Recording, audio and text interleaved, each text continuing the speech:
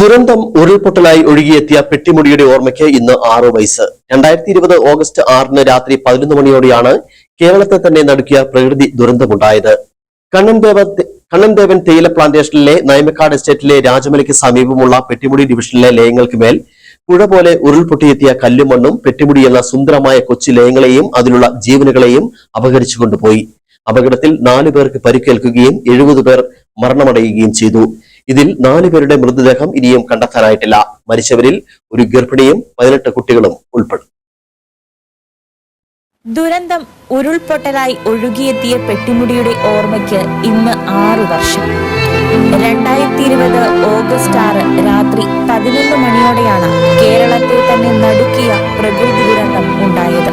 രാജമലയ്ക്ക് സമീപമുള്ള പെട്ടിമുടി ഡിവിഷനിലെ ലയങ്ങൾക്കുമേൽ പുഴ പോലെ ഉരുൾപൊട്ടിയെത്തിയ കല്ലും മണ്ണും പെട്ടിമുടി എന്ന സുന്ദരമായ കൊച്ചു ലയങ്ങളെയും അതിലുള്ള ജീവനുകളെയും അപഹരിച്ചു കൊണ്ടുപോയി.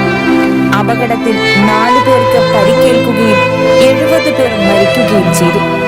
ഇതിൽ 4 പേരുടെ മൃതദേഹം ഇനിയും കണ്ടെത്താനായിട്ടില്ല. മരിച്ചവരിൽ ഒരു ഗർഭിണിയും 18 കുട്ടികളും ഉൾപ്പെടുന്നു.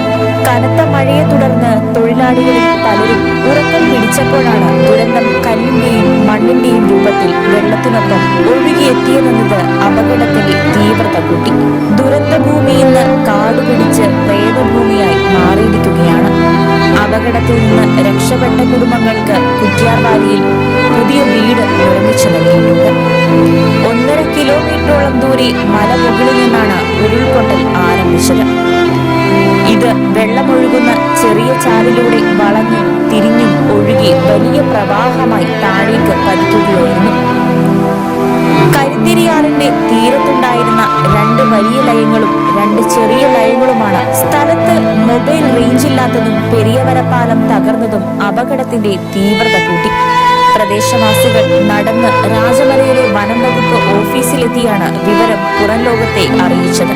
തിരച്ചിലിനായി കോവിഡ് മറന്നും അന്ന് നാടൊഴിച്ചു. ഓരോ ദിവസവും മണ്ണിനടിയിൽ നടത്തിയ തിരച്ചിലിൽ ഹൃദയഭേദകമായ കാഴ്ചകളാണ് കാണാനായത്. ഇത് കേരളത്തെ തന്നെ ഈറനണിയിച്ചു. അപകടത്തിൽപ്പെട്ട പാതിയോളം പേരുടെ മൃതദേഹം പുഴയിൽ നടത്തിയ തിരച്ചിലിലാണ് കണ്ടെത്തിയത്.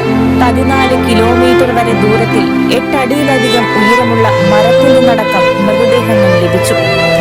നീണ്ട 18 ദിവസത്തിന് ശേഷമാണ് ഔദ്യോഗികമായി പെട്ടിമുടിയിലെ തിരച്ചിൽ അവസാനിപ്പിച്ചത്. മരിച്ചവരെയെല്ലാം സമീപത്തെ മൈതാനത്ത് സംസ്കരിച്ചു. അവിടെ ഒരു സ്മാരകവും ഉയർന്നിട്ടുണ്ട്. പ്രിയപ്പെട്ടവരെ നഷ്ടപ്പെട്ട കുടുംബങ്ങൾ കല്ലറകളിലെത്തി പ്രാർത്ഥനകൾ നടത്തി. അവർക്ക് ഇഷ്ടമായിരുന്ന പലഹാരങ്ങളും പൂക്കളും സമർപ്പിച്ച് കണ്ണീരോടെയാണ് ഓർമ്മകൾക്ക് മുന്നിൽ നിന്നത്.